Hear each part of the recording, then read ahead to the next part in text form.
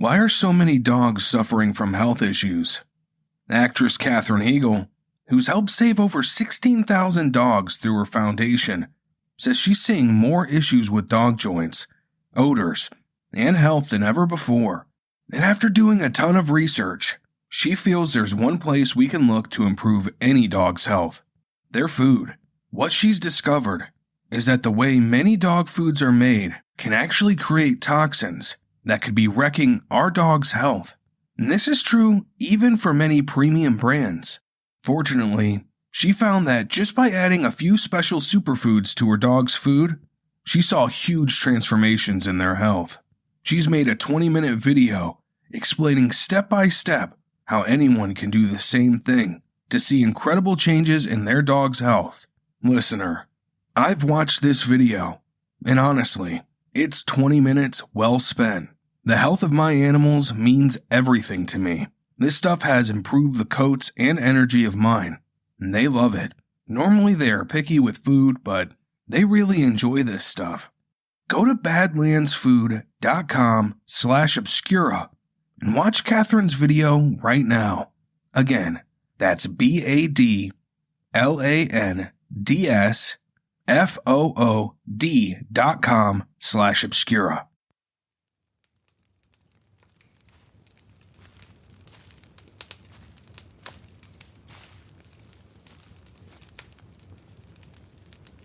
Welcome, listener. I'm glad you're here. Take a seat next to the fire. Welcome to Obscura, where we shine a light on the dark.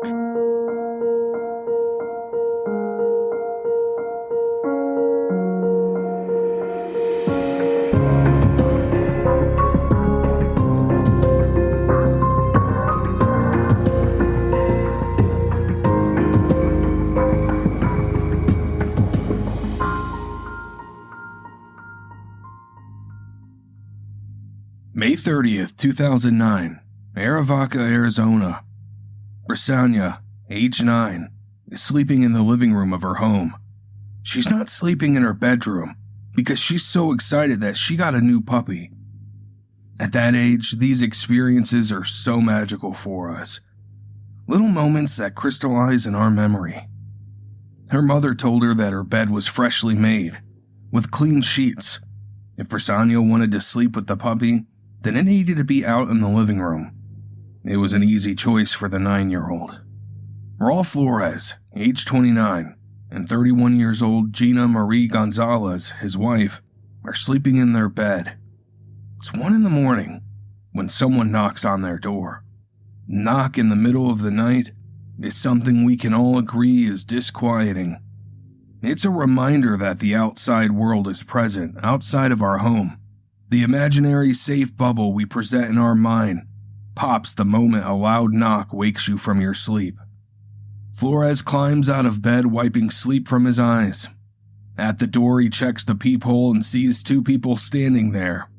A man and a woman dressed in what looks like military camo. They look official, but there is something undeniably sinister about their presence. When Flores asks through the door what they want, the 2 flash badges. They say they are law enforcement officers, and they believe Flores is harboring fugitives. Gina Gonzalez is awake now. She throws on a long t-shirt and comes out to the living room. She can hear her husband speaking to what looks like 2 cops wearing camouflage.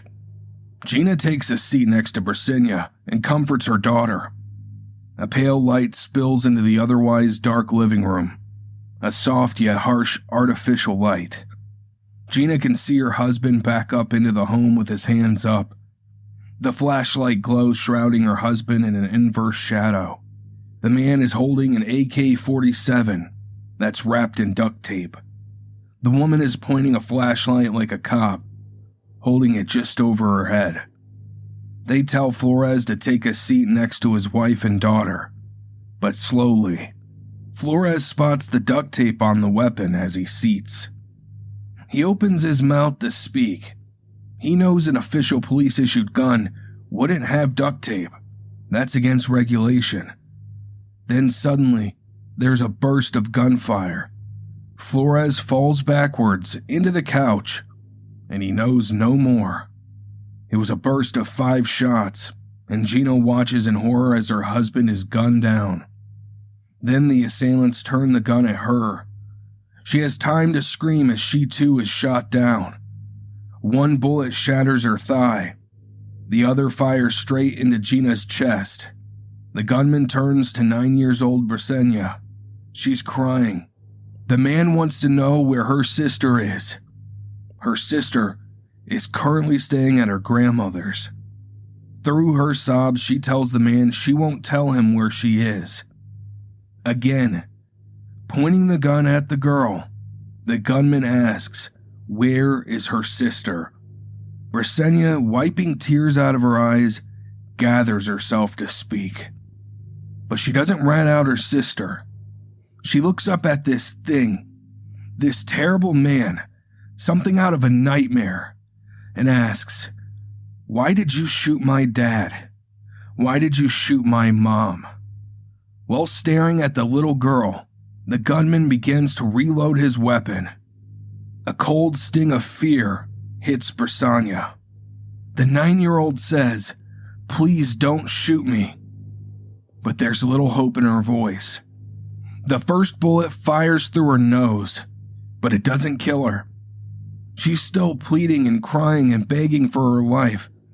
The gunman kicks her over on the couch, holds her down with his boot, and fires a bullet directly into her temple. The gunman and the woman leave the trailer.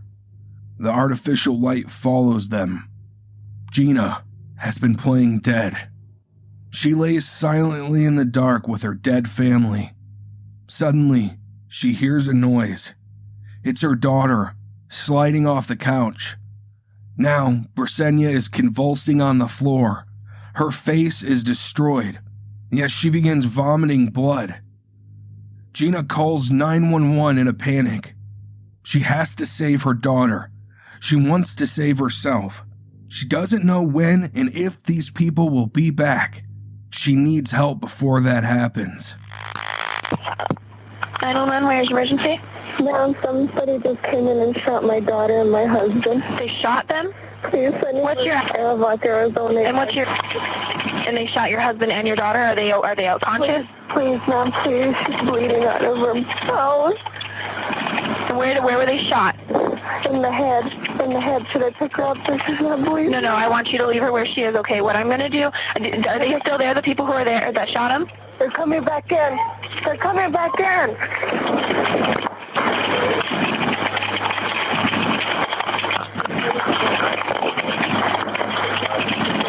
Do you know who they are?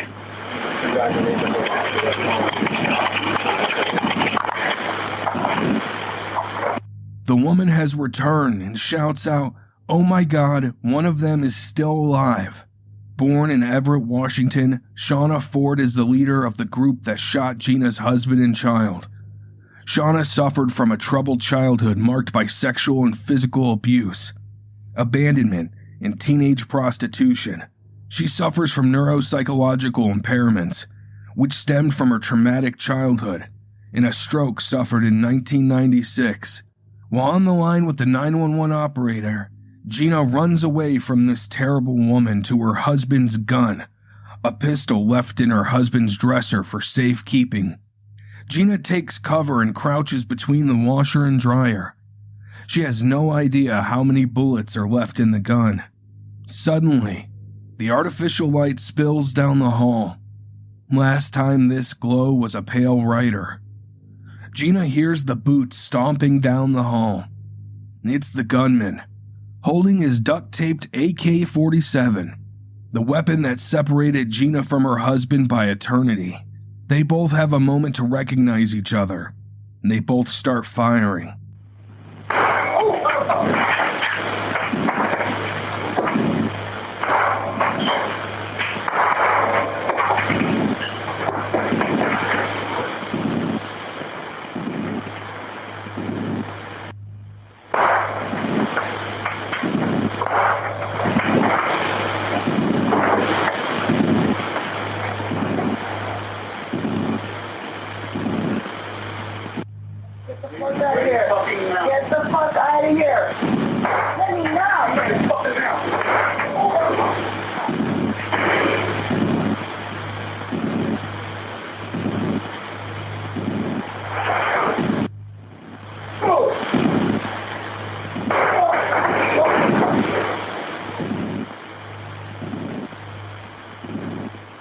but Gina has the better cover. The bullets from the AK ricocheting and pinging off the washer and dryer. In a flash of seconds, several bullets from Gina's gun find their purchase. The gunman's leg nearly explodes in a cloud of gore as it's riddled with bullets. Blood and bone fragments spraying in the air, the man screams, falls to the floor, and begins crawling out of the home. Hello? Are you still there? Are you okay? Ma'am, I don't know. I'm scared. Okay, how many people were there? I don't know, ma'am. Okay. I was asleep and I can't even move. I've been shot myself. Okay, where were you shot? I think I'm shot in the leg. I'm not sure, ma'am. Okay. Please hurry. Are you armed? Yeah. Okay, they're coming. Lights and sirens. Okay, they are coming. Ma'am, please hurry. And did you see any of them? No, I didn't. I just got up, ma'am, because they told us that somebody was had escaped jail or something. They want to come in and look at my house, and they just shot my husband, and they shot my daughter, and they shot me. Okay. Oh my God, ma'am, I can't believe this is happening. Yeah, they are coming. Okay. You said that they told your husband that they wanted to come in because there's a escape person? Yes, and that the whole party was surrounded. I'm sorry, that the whole property was surrounded with border patrol and everything. Oh, fuck, my leg is killing me, ma'am. How long is it going to take them to get here? Okay, and are they still in the house? I don't know, ma'am. I'm just sitting right here bleeding like crazy, and I got this gun loaded. Okay, what kind of gun do you have? I don't know what it is. Is it a handgun or is it a rifle? It's just a handgun. Okay. Oh my God, I can't believe they killed my family. Yeah. Where in the house are you? I'm in the kitchen right here just staring at Are you with your husband and your daughter? No, I don't even want to look at them, Okay. ma'am. What kind of vehicles do you have on your property? I have a Suburban in the front, and I have a... What color is the Suburban? It's black. It's black? The Ford's white. I don't know if they stole it, though. All I could hear is that they were looking for money, and they stole other stuff. I don't know. It looked like they were putting stuff in my house or something. No, and you said there was a white truck or a sedan? It's a white Ford. White Ford truck? Yes. And did it sound like males were talking? There was a male, and there was a shorter, fat woman. Okay, now the woman, what did she look like? Was she a Hispanic female? No, she was a white, short woman. Okay. And I have one of their guns here that they fucking left. Okay, don't touch that, okay? Do not touch that. I'm sorry. No, you're fine. Hon, you're fine, don't worry. It's fine. Don't worry about your cussing. Can you remember the clothing that the female was wearing? They're all dressed in camouflage. Like green camouflage? I couldn't tell, and the guy is like super tall. And the male, was he also white? Yes. Okay. Forde, the woman, was motivated by financial gain to fund her Minuteman group. She planned to take the group to the next level, which apparently meant leading a raid on Latino families, looking for drugs and money to fund the group. So yes, the attackers hoped to rob the Flores Gonzalez family. Forde and her accomplices believed that it's their duty to kill the family, as they were trying to protect, in their mind, the U.S.-Mexican border from illegal immigrants. Raul and Bresenia, Flores, and Gina are natural-born U.S. citizens. And then a Mexican came in. So there was a white male, a white female, and a Mexican male? Yes. And was he tall or was he like average? No, he was like almost 6-something. He was tall also? They shot me and I pretended like I was dead and my daughter was crying and they shot her too. They shot her again after the first time you told me? They shot her like 2 or 3 times. Okay, is there anybody else in the house of your family? By myself. Okay, so it's just you, your husband, and your daughter that were in the house? Yes. Do you have any dogs, anything in the house? There was a couple of dogs, but I think they went out when the door opened. Okay. Okay, they are coming, lights and sirens. We have units in the area, okay, but I want you to stay on the line with me until we have someone with you. We are, we're coming, okay, we are coming. I can't believe this. Ma'am, last Saturday I got in a fight with a girl and I think maybe she had something to do with it. Okay. Now, was there any, drugs mentioned, or were they just looking for money? What were they, do you know? I couldn't tell. They just said, hurry up and get what we need. But, we don't have drugs or anything like that in this house. Okay. Do you think maybe it was a mistake? Or do you or your neighbors have anything? I don't know. Okay. Oh, my God. I'm in so much pain. Yeah. And which leg was shot? My right. Your right leg, okay. And it's falling asleep. Keep some pressure on it, okay? I'm just trying to hold it. I just killed my husband now. What am I going to do? I don't know, honey. We'll get somebody out there for you, and they'll help you through this, okay?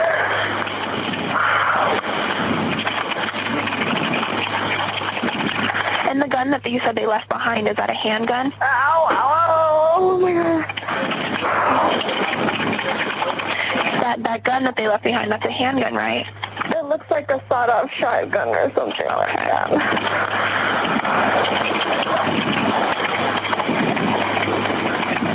And you didn't touch it, right? No, I can't move, ma'am. That's good. Don't touch it. As soon as I thought they had left, and I think she came back because they forgot the gun, and I jumped up too. Okay. My husband's always had a gun in the house just in case. And that's good that you knew how to use it. Did you hit any of them, or any of them wounded? Do you know? Oh, ma'am, Was that you shooting that I heard also? No, he was shooting. He was shooting at you. And you don't think you hit any of them? No. Okay.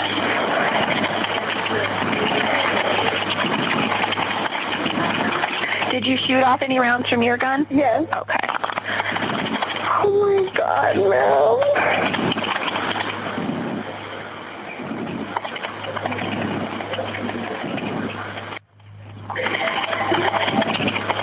How many shots do you think you shot off? I don't know, whatever you heard. Okay. So was that only you shooting, or did they shoot too? No, they were shooting too. Okay.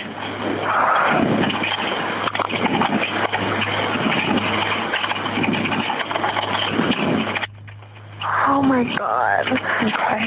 And now, did you hear any vehicles speed off after they left this last time? I just heard some doors shut. You heard doors shut, but that was it? Open real quick. Okay.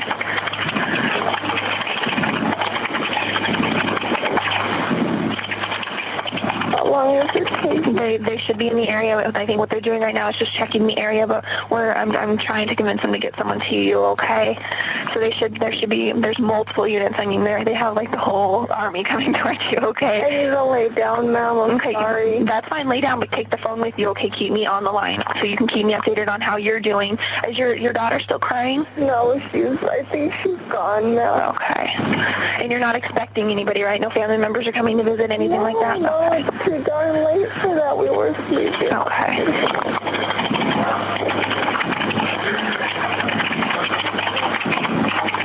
And does it sound like they have any accents of any kind? Were they speaking normal English, you and me? The two first ones came in were speaking English to us, and we were asking what's going on, and they were telling us you don't have the right to ask any questions right now.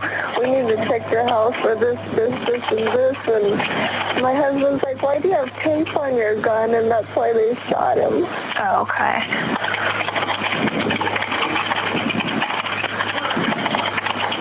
Did you notice they took anything? I wish you'd tell me I was dead. Yeah, okay. No, I mean before, when they first came in. No. Okay.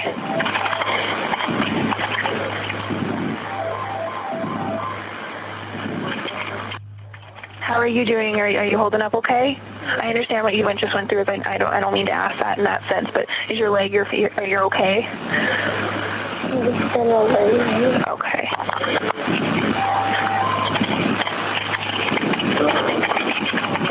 So the male shot your husband?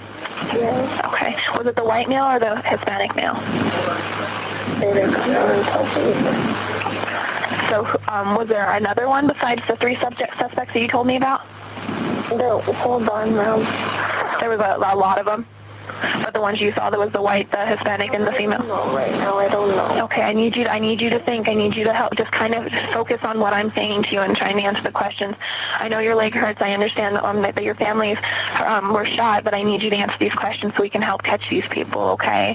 I just need you to think, just to keep your mind off of what's going on, okay? In a previous life, Forde had been the promoter of a grunge rock band, worked as a youth counselor, aircraft factory worker, and as a cosmetologist and esthetician. Forde ran unsuccessfully for a seat on the Everett, Washington City Council in 2007. I'm going to play audio from that now. We are now joined by Yakima Valley residents and a number of invited guests who will share with us their insights on the immigration issue. Joining us up front here tonight, Shawna Forde, a member of the Minutemen and a representative of the Federation of American Immigration Reform, a national group concerned about border security. What do we need to do to fix it? Well, it's pretty easy. Title 8, Law 1324 states that if you hire somebody who's illegal, it's a crime. So what makes this nation a wonderful nation and one of the greatest nations on earth is we are a nation of laws. And I agree that there needs to be some reform, but at what cost? And why is it that we have to keep flipping the bill as a middle-class America? And the degradation to our society and our sovereignty is incredible. It's not fair, it's wrong, and I would encourage every single person to get educated on how much we're spending in this state, which is upward to $500 million in illegal immigration. And they come here, and they continue to come here, and it's not just Hispanics, it's all races. We need to have border security. It's essential. Most people forget about 9/11, but can any of you tell me out of the 100,000 illegal immigrants, which one of them were a terrorist? Anybody? Listener, are you interested in merch?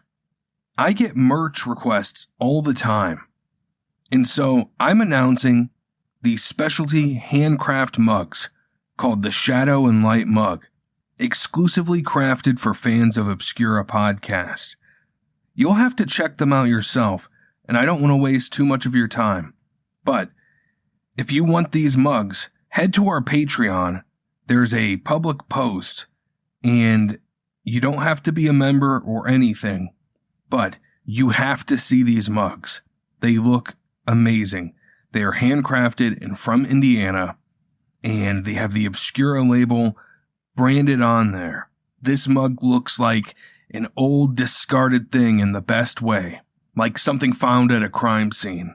You'll have to check it out. It's sold at a great value. So if you want to see these mugs, if you want one for yourself, if you want to be a part of the Cool Kids Club, head over to patreon.com/obscura.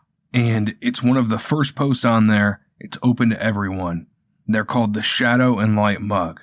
Forde had several run-ins with law enforcement prior to this robbery. Court records show that she served time in juvenile lockups for repeated convictions involving theft, burglary, prostitution. She married 4 times. In 1989, her boyfriend sought court protection from her, claiming that she had physically attacked him and threatened to hurt herself with a knife. In 2007, she was charged with theft, which Forde described as a misunderstanding. While running for Everett City Council, her son was convicted of assaulting her employer.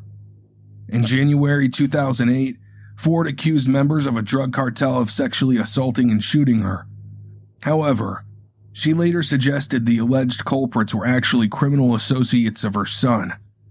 Forde's brother alleged that she fabricated the story, and authorities closed the case due to insufficient evidence. Since 2007, she had been involved in vigilante activities and later joined the Minutemen Civil Defense Corps. However, she was asked to leave the organization in February 2007 after members described her as being unstable. If you had to estimate, how many people would you say? 4 or 5. 4 or 5? Were they male and then that one female? Yeah. Okay.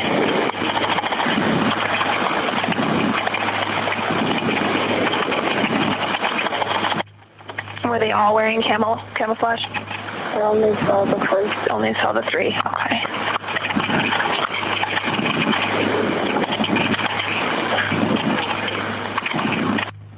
And you're in the kitchen? Mm-hmm. Okay.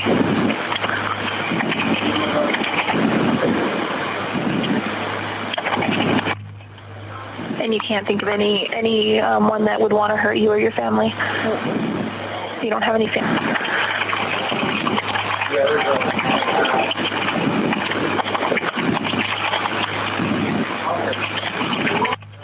Can you do me a favor? What's that? Can you call my mom and dad? Yeah.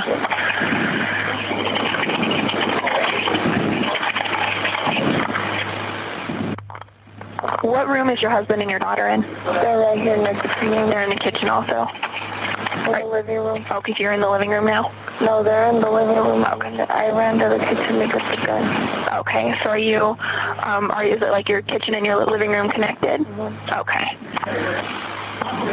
Are they on their way? Yeah, they're in the area. They're right there. I'm really afraid that them people are going to come back. Yeah, they should be right there because they're asking you where you are and where your husband and your daughter are, so. Tell them it's safe to come inside. Nobody's in here. Okay. Ow, my legs. I think those hurt really bad.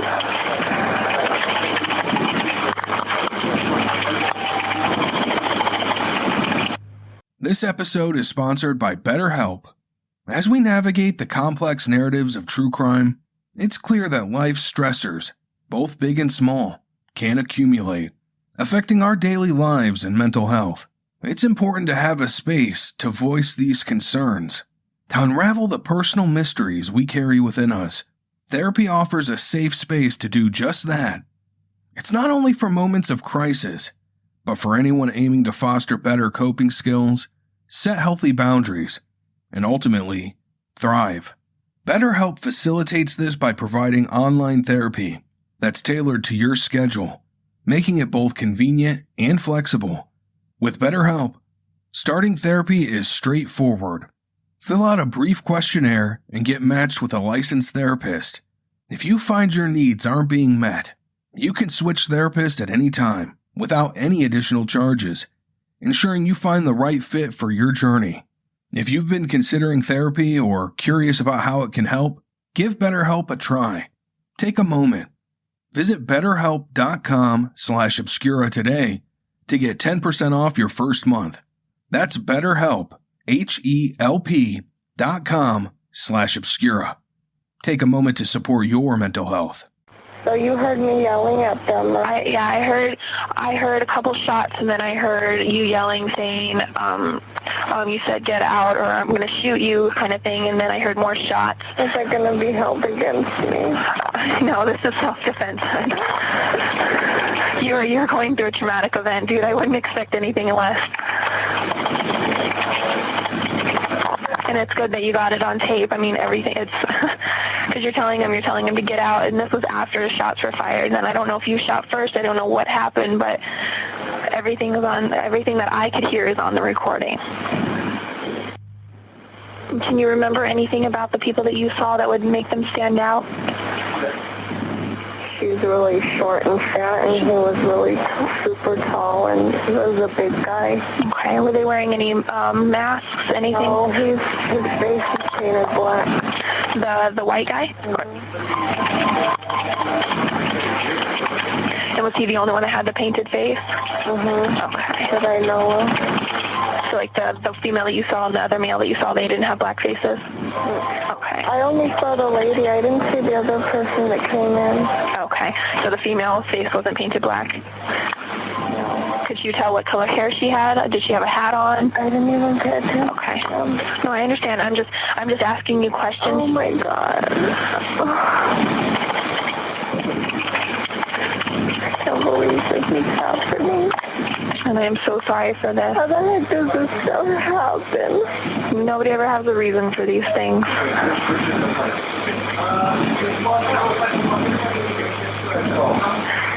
I'm like, I've never heard of any of this stuff happening in Arivaca. Yeah. Yeah, it's definitely new to me. I haven't heard of anything like this either. I wonder if they stole my vehicles outside as well. Okay. And can you tell me the best way to get to your house? Just go down Mesquite Road where the community center is. Come all the way down. All the way down to the end, all the way southbound? I don't know, ma'am. I don't know. Okay. Are you right there at the corner of Hardscrabble and Mesquite? Yes. Okay. Yes. Do you have a fence around your property at all? Oh, yeah. My lights are all on, though. Okay. So the fence, is it just your front yard or the backyard? No, it's just the front. Okay.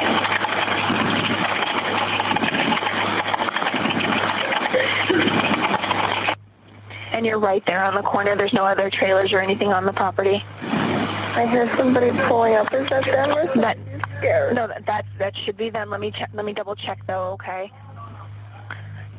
Forde later founded a more extreme splinter group, the Minutemen American Defense Organization, which had 14 members at the time of the raid on the Flores family residency.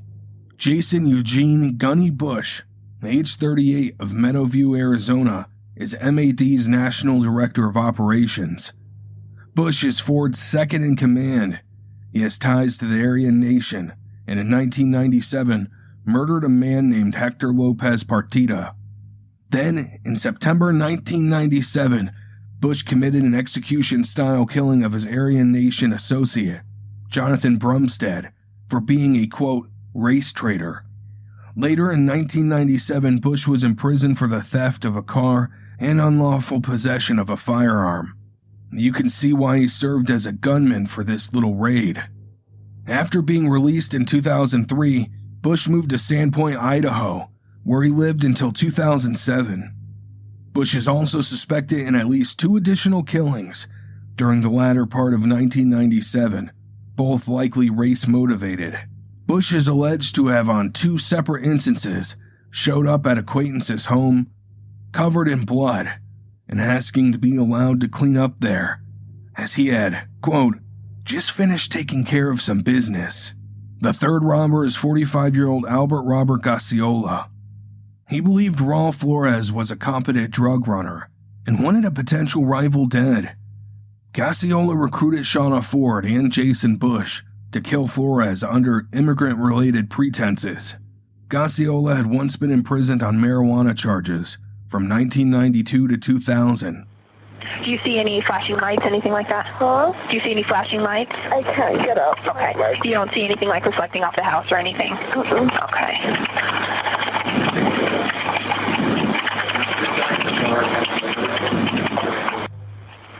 They should announce themselves, like when they're coming in, they should say,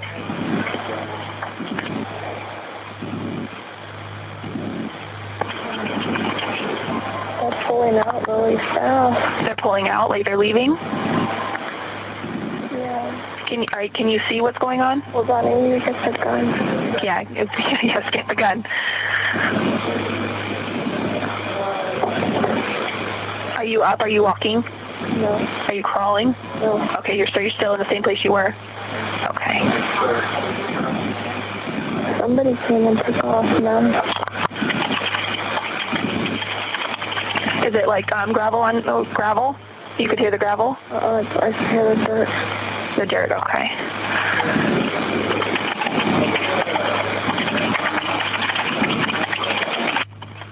And you didn't hear any doors open or shut or anything like that?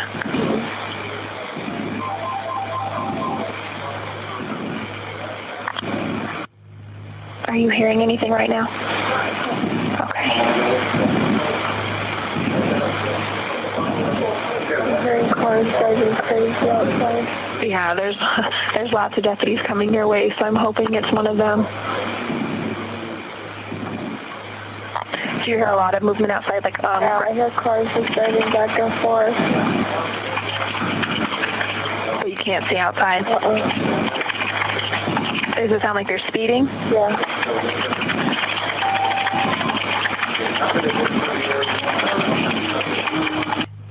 Okay, we do have units there. Keep me on the line, okay, until there's someone with you. You're sure it's them? I'm sure it's them. My dispatcher just told me that someone's there now. And they have Border Patrol with them, okay? So they should be coming into the house. They're going to announce, and more than likely they're going to clear the property. So if they like you hear people coming in, let me know, okay? Okay, can you please call my family now? Yeah, they're gonna. I put their name and number in the call, so that's gonna get done. They locked the gate and they can't get in. I hear them trying to open it. The gate's locked. Yeah, I don't know. I don't know if they might have locked the gate when they left, and make it harder to get in. Please tell them to hurry in. Yeah. Come in, sir. Put your hands up and put the gun down, okay? They're yelling. Put your hands up and put the guns down. I can't get up. No, you don't have to get up. What I want you to do is I want you to put the gun down. Okay. Put it away from you. I'm in here, sir. I'm in here. Tell Tell him you can't I'm move. here in the kitchen on 911, sir. I'm right here, and there's a gun. Is he with you? Yeah, he's with. Okay, I'll let you go. Okay. All right, bye-bye. Bye. Gina Gonzalez lived, but her daughter didn't make it. The former wife and mother of two left a widow to raise her remaining child alone. Shawna Forde was sentenced to death after a jury found her guilty of 2 counts of first-degree felony murder and 6 other felonies committed during a home invasion. Jason Eugene Bush and Albert Gacciola were both sentenced to life without the possibility of parole. Now, listener, I want to slow down a moment. I want to take a moment to recognize the loss of a 9-year-old girl. Bresenia Flores lived in Arizona all her life, and she was a student at Sapori Elementary School. Her world was small, and in the morning she left it, by all accounts, she was so excited. A new puppy for her to grow with, all the walks they'd take, all the fun they'd have together, reserved for an alternate timeline, one less cruel. Looking at her obituary photos brought emotions hard to describe welling up in this narrator's chest. Wherever you are, Bresenia, I'm sorry the world failed you, and I hope you found peace.